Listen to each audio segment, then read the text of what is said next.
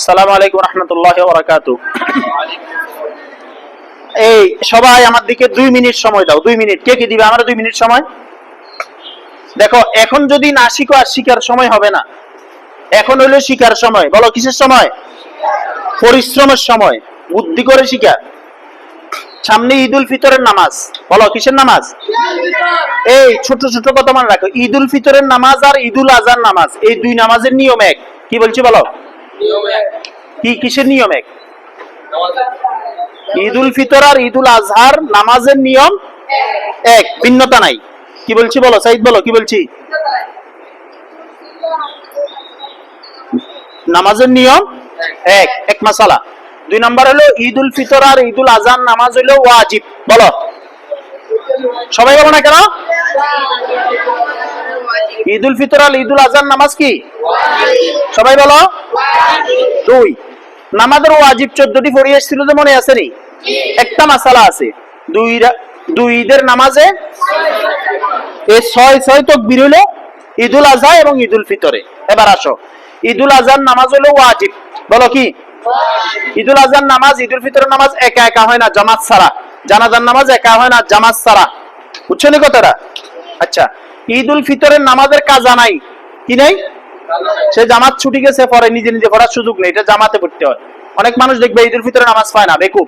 ঘুমাইছে বাজারে পরে, ঠাসাই বিড়ি খেতেছে, ঘুরতেছে, আড্ডাবাজি করতেছে, যাইতেছে বগলের তলে বিশাল একটা যায় নামাজ দিয়া, বাবা রে আসতেছে, আবার যাই উনি বড় দেখে যে নামাজ শুরু হয়ে গেছে। এবার তো মাঝে মাঝে ঠিক নেই, হুজুর আর 5 মিনিট দেরি করলে কি হইতো? আর ভাই তুমি 5 মিনিট আগে আসলে কি হইতো? হ্যাঁ, আমি মসজিদে টাকা দেই, আমার জন্য হুজুর অপেক্ষা করলো না, তো তুমি মসজিদে টাকা দাও, তুমি আর একটু আগে কেন আইলে না? এগুলো কেউ কয় না।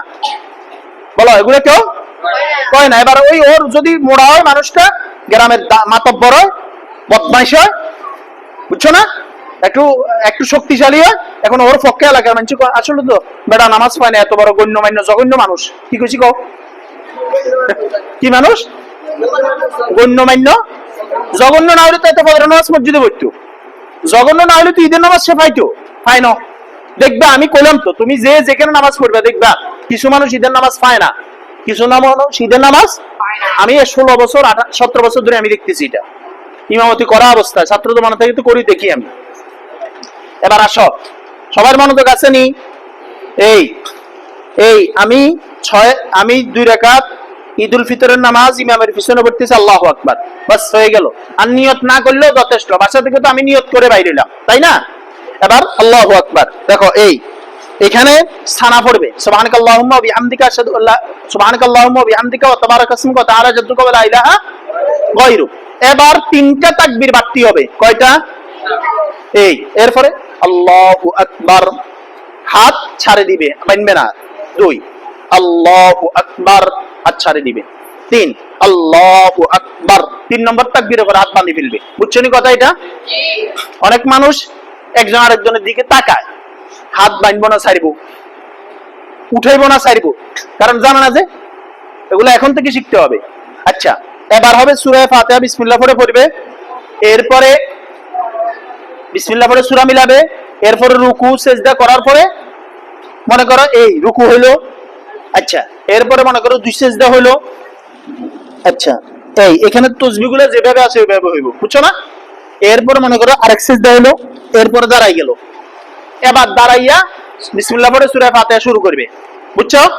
সূরা ফাতিহা শুরু করে বিসমিল্লাহ পড়ে সূরা ফাতিহা শেষ করে সূরা মিলাবে।